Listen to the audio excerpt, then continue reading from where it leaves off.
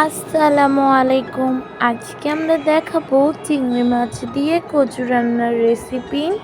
এই রান্নাটি একবার খেলে সবাই এই রান্নাটি বারবার খেতে চাইবে। কচু রান্না করার জন্য এখানে কচু নিয়ে নিয়েছে এবং কচুগুলোকে কেটে ভালোভাবে ধুয়ে নিব। এখন এখানে কচুগুলোকে কেটে নিয়েছি। এখন কচুগুলোকে প্রথমে শক্ত অংশটিকে সিদ্ধ করে নিব। এখানে পর্যাপ্ত পরিমাণে পানি গরম দিয়েছি।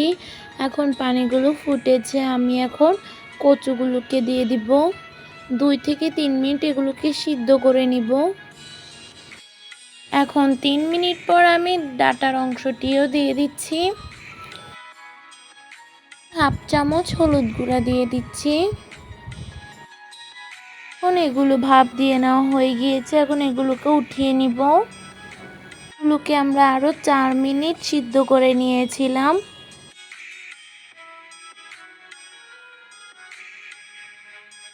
এখন এগুলোকে পানি দিয়ে ধুয়ে নিব। এখন একটি প্যানে পরিমাণ মতো রান্নার তেল দিয়ে দিচ্ছি।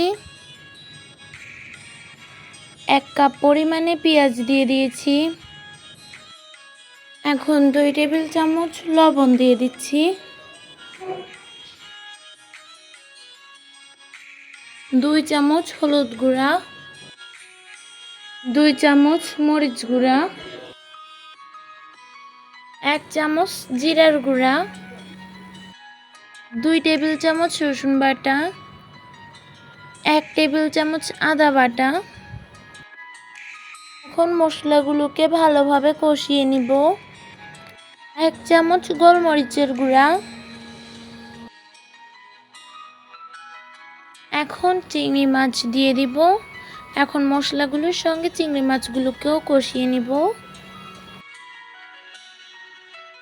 এখন পানি দিয়ে চিংড়ি মাছগুলোকে কষিয়ে নিব।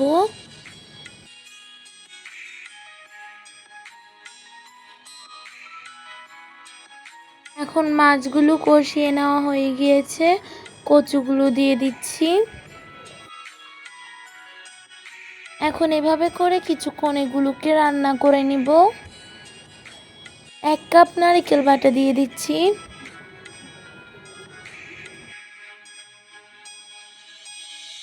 এখন কচু এবং চিংড়ি মাছগুলো কষানোর জন্য ঢাকনা দিয়ে দিয়েছি।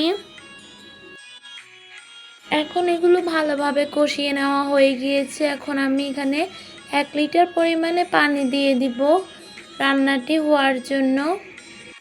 এখন এখানে কিছু কাঁচামরিচ নিয়ে নিয়েছি, এখন এগুলো দিয়ে দিয়েছি।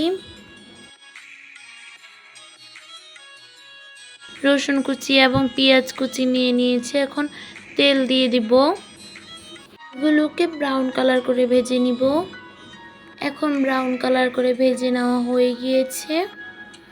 এখন এগুলো দিয়ে দিচ্ছি। এখন এগুলো আরও কিছুক্ষণ রান্না করে নিব। এখন চিংড়ি মাছ দিয়ে কচু রান্না হয়ে গিয়েছে। চিংড়ি মাছ দিয়ে কচু রান্নার ভিডিওটি ভালো লেগে থাকলে আমাদের ইউটিউব চ্যানেলটি সাবস্ক্রাইব করে দিবেন এবং ফেসবুক পেজটি ফলো করে দিবেন। সাথে লাইক, কমেন্ট এবং শেয়ারও করবেন। আসসালামু আলাইকুম।